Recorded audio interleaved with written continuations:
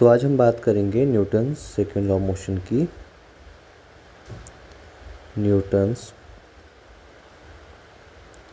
Second law of motion की। ठीक है, पहले हम इसके स्टेटमेंट को लिखते हैं एंड देन फिर इसको अच्छे से समझेंगे।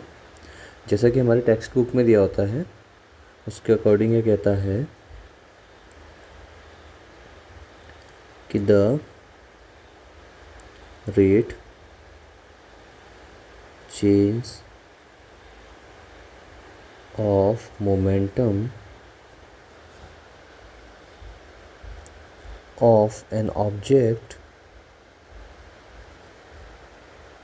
is directly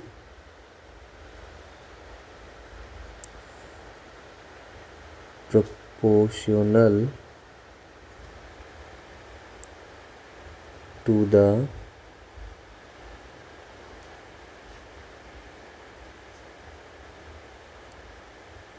external force। और ये फोर्स कौन सा है? Unbalance force acting on the object.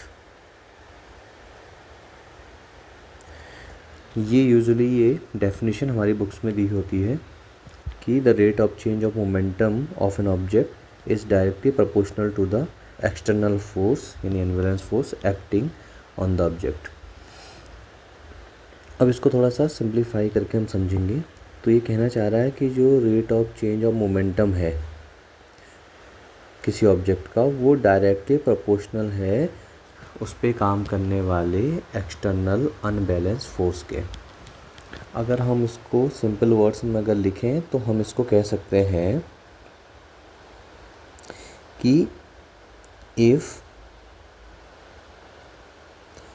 There is an unbalanced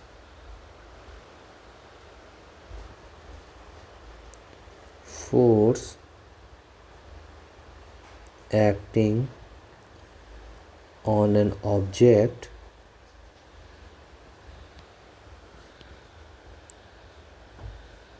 then its velocity will change, and due to this the momentum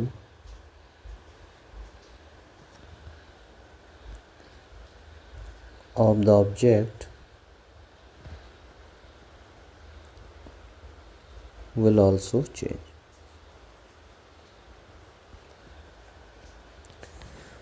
तो ये जो ऊपर वाली बात थी rate of change of momentum, तो जो rate of change of momentum है ये कहने का मतलब है कि टाइम के साथ आपका मोमेंटम क्या हो रहा है? चेंज हो रहा है। ठीक है, अब इसको और सरल तरीके से समझेंगे। Rate of change of momentum का मतलब क्या है? जो चेंज ऑफ मोमेंटम है किसी भी ऑब्जेक्ट का जो मोमेंटम है वो टाइम के साथ क्या हो रहा है? चेंज हो रहा है। ठीक है, तो वो चेंज ऑफ मोमेंटम कैसे होता है टाइम के साथ? जब उस पर क्या होता है? कोई एक्सटर्नल अनबैलेंस फोर्स काम कर रहा होता है। तो उसी चीज़ को हमने सिंपल तरीके से यहाँ पे लिख दिया है कि किसी भी ऑब्जेक्ट पे अगर कोई अनबैलेंस फोर्स काम कर रहा है तो उसकी वेलोसिटी चेंज होगी, और अगर वेलोसिटी चेंज होगी तो उसका मोमेंटम भी क्या होगा? चेंज होगा। क्योंकि जो मोमेंटम होता है किसी भी ऑब्जेक्ट का वो क्या होता है? मास और वेलोसिटी का क्या होता है? प्रोडक्ट होता है। ठीक है, तो हम इसको ऐसे लिख सकते हैं मास और वेलोसिटी क्या होगी? v। तो मोमेंटम क्या हो गया अपना? m into v. ठीक है, तो अब इसको समझते हैं थोड़ा सा। तो मान लीजिए आपके पास एक कोई ऑब्जेक्ट है,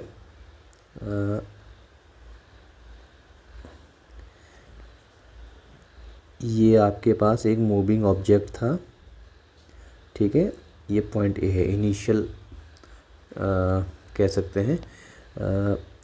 इसकी वेलोसिटी है u। ठीक है, आपने इस पर एक एक्सटर्नल फोर्स लगाना शुरू किया टी टाइम तक जब आपने इस पर टी टाइम के लिए जब आपने इस पर फोर्स अप्लाई किया तो इसकी वेलोसिटी क्या हो गई, u से v, यानी इसकी वेलोसिटी चेंज हो गई। ठीक है, तो सेकेंड लॉ हमको क्या बता रहा है, सेकेंड लॉ हमें यही बता रहा है कि जब किसी मूविंग ऑब्जेक्ट या किसी ऑब्जेक्ट पे फोर्स लग रहा है तो उसकी वेलोसिटी क्या होगी, चेंज होगी। तो यहाँ पे हम कह सकते हैं इसका इनिशियल मोमेंटम हम लिख सकते हैं पी आई, और वो क्या होगा, मास इनटू वेलोसिटी। तो मास हो गया m, वेलोसिटी होगी u। और इसी तरीके से similarly we can write the final momentum that will be P F, और उसको लिखा जा सकता है m इंटू वी। तो अब इसको हम यहाँ पे लिखते हैं, लेट फोर्स, और ये फोर्स एक्सटर्नल फोर्स है F, is acting on a mass m, या कोई ऑब्जेक्ट जिसका मास m है, फॉर टाइम t।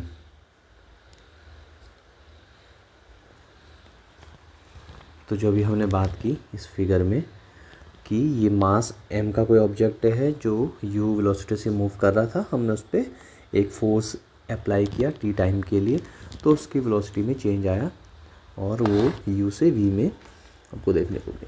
तो हम लिख सकते हैं the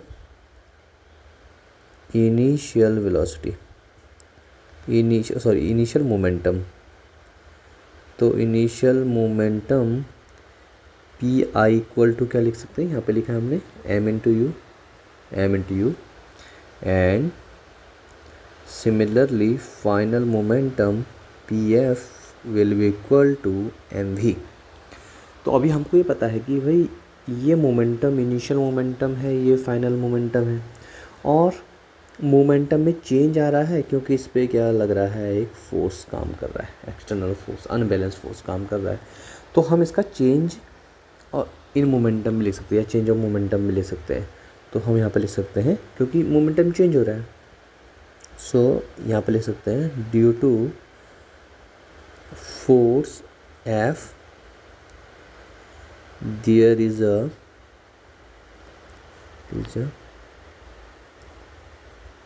change in momentum, that is हम लिख सकते हैं change in momentum, change in momentum P। और किसी भी चीज़ का जब चेंज निकालते तो कैसे निकालेंगे, final momentum minus initial momentum. तो चेंज जब भी निकालेंगे तो फाइनल से इनिशियल को हम क्या करेंगे, सब्ट्रैक्ट करेंगे। तो final momentum minus initial momentum. ठीक है, तो फाइनल मोमेंटम क्या था, पी एफ माइनस इनिशियल हो गया P I, and then we can write final momentum M V minus initial momentum M U. So we can take common M, then this will comes out this. तो ये हमने निकाला change in momentum. तो क्या हम यहाँ से rate of change of momentum लिख सकते हैं क्या। अच्छा, जब rate of change of momentum की जब मैं बात कर रहा हूँ तो मैं बात कह रहा हूँ कि हम change of momentum with time इसकी बात कर रहे हैं। तो वो कैसे लिखा जाएगा, जो मोमेंटम है और वो किसके साथ हो रहा है, टाइम के साथ। तो चेंज, ये पी क्या है, चेंज इन मोमेंटम।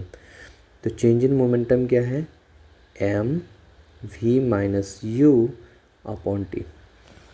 तो सबसे पहले हमने मोमेंटम लिखा और मोमेंटम चेंज हो रहा है तो हमने चेंज इन मोमेंटम लिखा, और उसके बाद हमने rate of change of momentum लिखा। ठीक है, अभी क्यों लिखा ये आपको अभी समझ आएगा। Rate of change of momentum का मतलब आपको टाइम के रिस्पेक्ट में आपका चेंज ऑफ मोमेंटम देखना है, तो वो हो जाएगा change of momentum upon time, तो M U minus V minus U upon T. हमको पता है ये वाली क्वांटिटी हम जानते हैं, इसको हम कहते हैं m और ये होती है a। क्यों होता है a? क्योंकि एक्सेलरेशन क्या होता है? Change in velocity upon time, वेग में परिवर्तन की दर, है ना, समय के साथ वेग में परिवर्तन की दर। तो ये वेग में परिवर्तन की दर। अब हमको पता है rate of change of momentum वो किसके प्रोपोर्शनल होता है? वो होता है, हम जानते हैं, ये हमने देखा है कि जो rate of change of momentum है वो डायरेक्टली प्रोपोर्शनल है फोर्स के। यानी फोर्स बढ़ेगा तो momentum, rate of change of momentum भी क्या होगा? बढ़ेगा, और ये घटेगा तो ये घटेगा। ठीक है, तो rate of change of momentum वो किसके बराबर आया है? हमारा rate of change of momentum क्या है? ये है ma, वो प्रोपोर्शनल किसके है? फोर्स f के। तो यहाँ पे हम इसको लिख सकते हैं f इक्वल टू, इसको हटा के इक्वलिटी का साइन लेके हम आएंगे और एक कांस्टेंट को ही हम यहाँ पे रख सकते हैं और ma। तो अब आप देखेंगे ये कोई कांस्टेंट है, इसका वैल्यू लेट से हम जब एक्सपेरिमेंटली इसको करेंगे तो उसका वैल्यू हम अभी 1 रख रहे हैं। तो हमारे पास f इक्वल टू ma, इस तरीके का एक रिलेशन आ गया। ठीक है, तो यही अपना गया है सेकेंड लॉ। तो f equal to ma। Same आप इसको दूसरे तरीके से भी लिख सकते हो, जब यहाँ पे हम कर रहे थे rate of change of momentum इसके टर्म्स में, है ना। तो ये अगर आप इसको मोमेंटम के टर्म में लिखोगे तो आप इसको लिख सकते हो f इक्वल टू, a की जगह अगर हमने मोमेंटम को डाल दिया तो mv माइनस mu अपॉन नीचे t रहेगा। तो इस तरीके से भी लिख सकते हो। और इसको अगर मोमेंटम के टर्म में लिखना है तो pf minus P I upon T कर सकते हो। तो आप कैसे भी लिखिए, ये वाला जो है, जो पहले वाला हमने लिखा है, ये इन टर्म्स ऑफ एक्सेलरेशन, और ये वाला जो है this is in terms of momentum. तो ये सेकेंड लॉ दोनों तरीके से लिखा जा सकता है। ये जो फर्स्ट वाला है दिस वन, ये दूसरा है। तो यहाँ पे अगर आप देखेंगे force directly proportional to rate of change of momentum. तो जो बात हम कह रहे थे कि अगर फोर्स इंक्रीज़ होगा, फोर्स बढ़ेगा, तो आपका चेंज ऑफ मोमेंटम भी क्या होगा? बढ़ेगा, क्योंकि वेलोसिटी बढ़ेगी। फोर्स जितना ज़्यादा आप अप्लाई करोगे, एक्सटर्नल फोर्स, आपका मोमेंटम बॉडी की वेलोसिटी बढ़ेगी, वेलोसिटी बढ़ेगी तो मोमेंटम भी क्या होगा? बढ़ेगा। तो चेंज इन मोमेंटम आपका क्या होगा? बढ़ेगा विद टाइम। ठीक है, दूसरा जो पहला वाला है f इक्वल टू ma, ये एक डायरेक्ट हम ये कह सकते हैं कि force can be written as the product of mass and acceleration. यानी फोर्स को द्रव्यमान, मास और एक्सेलरेशन, त्वरण के प्रोडक्ट के रूप में हम लिख सकते हैं। और इसी को अगर हम इस तरीके से लिखें a इक्वल टू, तो ये आ जाएगा f अपॉन m। और ये आपके लिए काफ़ी इम्पोर्टेंट हो जाएगा समझने के लिए, क्योंकि ये आपके काफ़ी काम आने वाला है। तो ये क्या है? एक्सेलरेशन अगर आप यहाँ से देखें तो यहाँ से आप क्या कह सकते हैं, जो एक्सेलरेशन है वो डायरेक्टली प्रोपोर्शनल है किसके? फोर्स के, है ना। एक्सेलरेशन एक वेक्टर क्वांटिटी है तो फोर्स भी वेक्टर। ठीक है, यानी फोर्स बढ़ेगा तो एक्सेलरेशन भी बढ़ेगा, और अगर फोर्स कम होगा तो एक्सेलरेशन भी क्या होगा? कम होगा। ठीक है, ये तो एक चीज़ होगी। और दूसरा यहाँ से मास के साथ कैसा रिलेशन है? एक्सेलरेशन अभी इसको ये इसके साथ है इन्वर्सली प्रोपोर्शनल का। तो अगर मास ज़्यादा होगा तो एक्सेलरेशन क्या होगा? कम होगा, और अगर मास कम है तो एक्सेलरेशन ज़्यादा होगा। ये इन्वर्सली प्रोपोर्शन के केस में है। तो हम इसको यहाँ से लिख भी सकते हैं, second law of motion can also be defined as defined as, कैसे डिफाइन किया जा सकता है एक्सेलरेशन, और इस वाले फॉर्म में कैसे डिफाइन किया जाएगा, ये ऐसे किया जा सकता है कि the acceleration in an object is directly proportional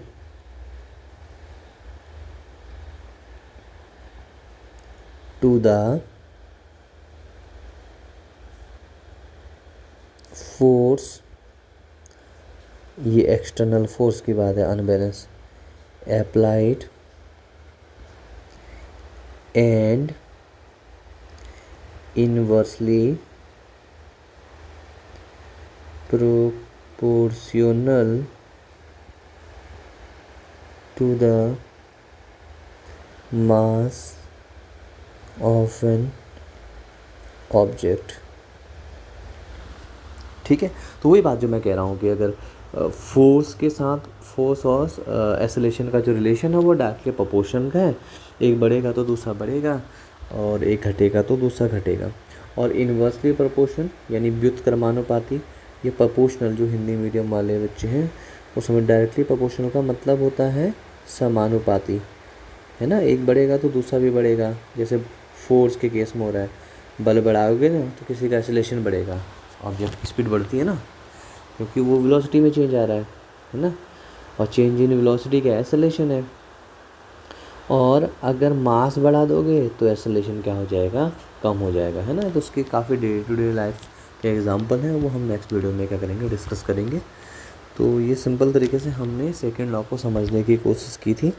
इसके बहुत सारे एग्जांपल आपकी एनसीईआरटी की टेक्स्ट बुक में आपको मिल जाएंगे, तो आप वहाँ से इसको पढ़ सकते हैं। और अगर आपकी कोई और डाउट्स हैं जो आपको जानने हैं तो आप वीडियो में कमेंट कर सकते हैं, उस पर हम नेक्स्ट वीडियो में डिस्कस कर सकते हैं।